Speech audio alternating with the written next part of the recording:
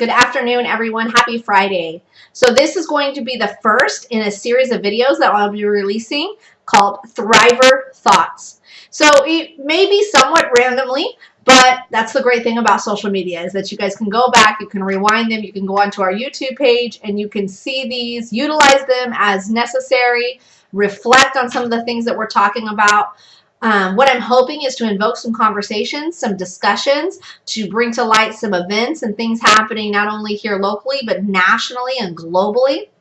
Keep you updated on what's going on with myself, with Breaking the Chains, and hopefully talk to you a little bit about some of the things that are going on with you guys and some of your concerns.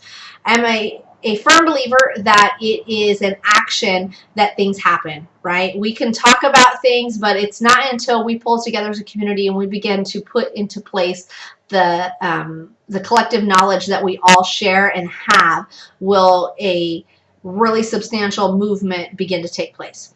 And so in my own little way, I'm hoping to be a part of that. Some of the things that are on the horizon, and one of the reasons that I'm launching this at the time that I am is within the next week, my book will be released. So I'm super, super duper excited about that. And I'm hoping that you guys will buy it, read it, and begin to really ask yourself some thought-provoking questions and ask me some thought-provoking questions that I can answer for you. The book has been a culmination of just a lot of things that have happened in my life that kind of brought together what Breaking the Chains is doing to date. I want to make sure that that's very clear, that it may not have every detail of my life story. It is simply a memoir, and it is more to the point a kind of a historical look back of the developmental process of breaking the chains, why breaking the chains came to be, how law enforcement was very intrinsic in their involvement not only in my life personally, but also here as a community, and how that played into everything that we're doing today. And hopefully in all the different learning curves and growing moments that we've had, and we still will continue to have, we can help you, and again, as a community, help each other just be better. One of the things that I'm really excited about in Thriver Thoughts is being able to, from a non-political platform, ask some really important questions in this movement. One of the things that I realized very early on and talked about a lot, and you can see them in some of the previous videos here on our YouTube page, is talking about how as pioneers in the movement, there were going to be a lot of things that we were going to see that would change and shape how we look at human trafficking here domestically. And I want you to know that that is also something that's very important, is that I typically like to talk about domestic trafficking. I'm not one that really wants to go outside of my own field of experience or expertise. So although global trafficking is horrific and definitely is the bigger picture and what we are trying to combat, it is domestic trafficking that is my expertise and kind of my forte and what I will be basing most of my conversations on. Some of the things that I've seen that have already begun to change, as we kind of predicted would happen, is language, the way we're looking at trafficking, making sure that we are seeing the bigger scope of victims, and then at the same time making sure we don't lose sight of what is happening and what has happened. I've heard a lot of different conversations that have been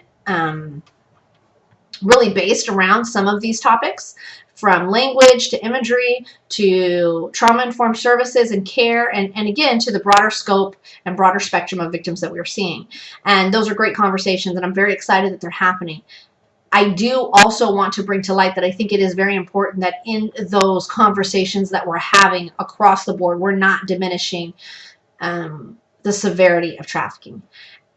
And we're not diminishing other people's stories, other people's experiences, that we do continue to stay future focused, moving forward, looking at how to combat this, how to stay trauma informed. And again, I love it, I love it, I love it. How do we combine the full scope of what's happening in trafficking? So that's everything, again, more specifically to the point, from those who are trafficked in the streets. And let me back up and say this. Again, my expertise is not in domestic servitude or labor trafficking. It is in sex trafficking. So most of my conversations, disclaimer, and I'm sure I'll say this over and over again, will come from that place. I'm also really hoping that there will be healthy conversations that will occur. I don't claim to know it all.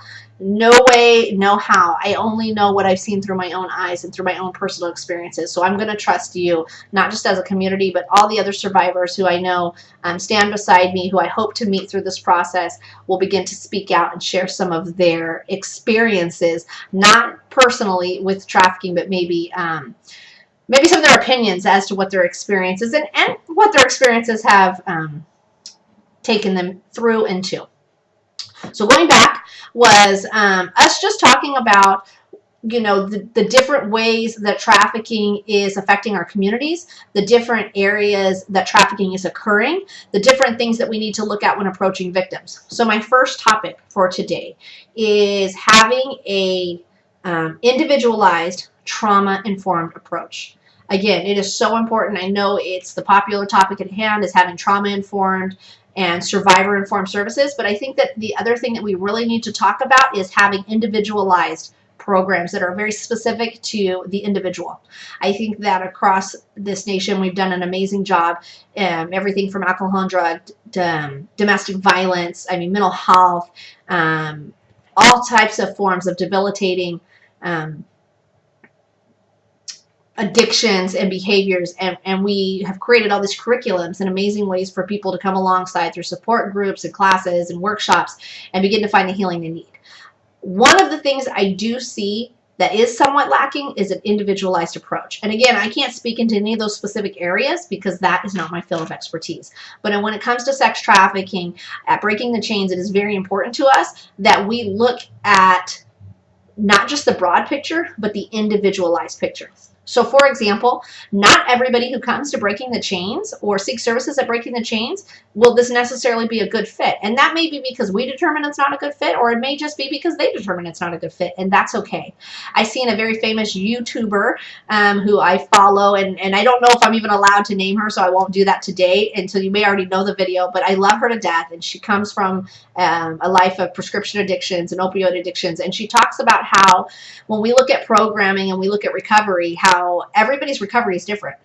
So for some, you know, CR is the way to go. For some, AA is what they need. We have some that need in-depth trauma treatment, kind of like what we provide here at Breaking the Chains. There's some who may be able to have, kind of like my story, have a Paul moment, right? That Jesus moment where on the road, they just were blinded by light, everything changed, they picked it up through the healthy support system of their family, they moved on. It's just really important to understand that recovery does look different. So for us here at Breaking the Chains, the position that we felt we were called into is more in-depth trauma treatment. So whenever we have a client who comes in who is assessed, it is not just based on if they were involved. And again, also knowing at Breaking the Chains that any type of sexual exploitation, self-exploitation, exploitation of another, pornography, any type of sexual exploitation, and again, I will be a firm believer in this, is that all prostitution is sexual exploitation. To me, it does not matter who was involved in that, how it occurred, did somebody trick them, coerce them, or force them. The fact that somebody would be exploited sexually for somebody else's gratification, which is in every case, it means that they definitely qualify to be a part of, and I think nationally, any sex trafficking program that would have the criteria, the curriculum that would fit their particular need. So I do hope to see that change in the future, but we'll save that for another topic on another day. But here, what we're doing is we're looking at some of that long-term care. Looking at, you know, are there things specific to them that are more about boundaries, more about developing safe people?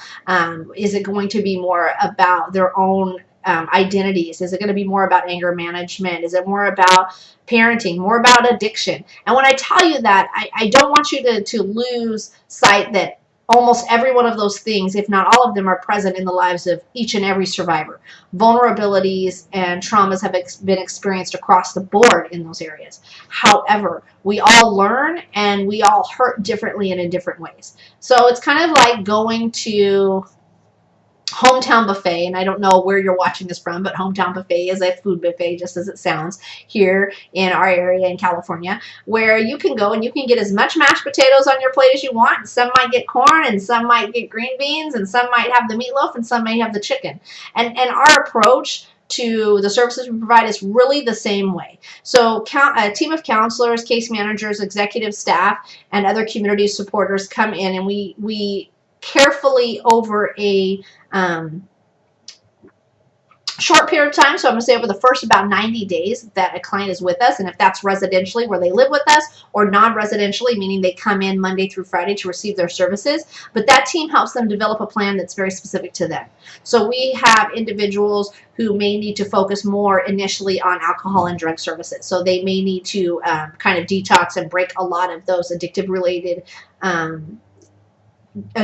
related chains that are in their life, for lack of a better cliche answer. And then we move into safe people and boundaries, where we may see other people where they have high, again, you're going to hear me say a lot of stuff, which is hopefully piquing your interest for future shows and future times for us to talk. I hate the word trigger. There's a lot of words I hate. I'm really picky. That's why I said I'm happy we're talking about language. I feel so I call them emotional distractions and disruptions, right? And so some of those emotional distractions and disruptions may be more prevalent in someone's life. And so focusing on those areas and helping them overcome them. Again, I could go all day talking about assessment processes and programming, but I do think that for today's topic, it's very important that we all understand that everybody heals differently.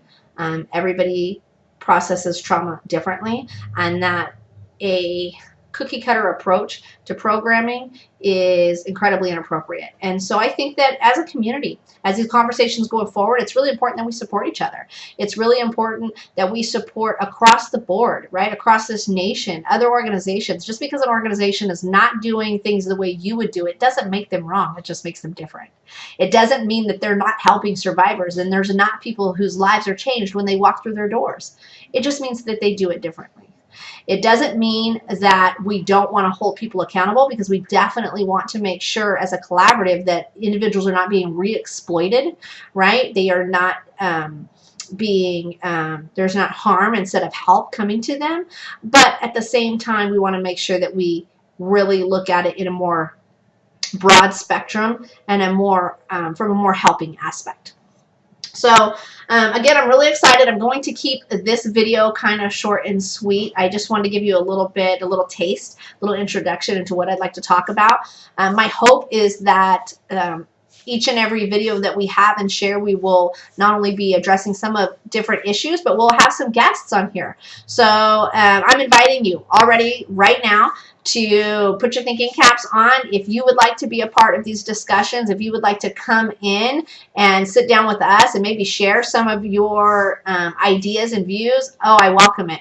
We will have some survivor sharing that is going to be occurring. Again, Breaking the Chains has been around for about 5 years. We've been providing services, and so we have a great little chunk of girls who have graduated the residential services, have chosen to move into advocacy, and some of them you will know, and some of them you are going to get to know. And they have really impactful, not just voices, but ideas. And again, just like we talked about, the whole shaping of what has happened over the last 10 years in the human trafficking, over the last 20 years in the human trafficking movement has come from the voices of survivors. So I want to be able to share those voices with you.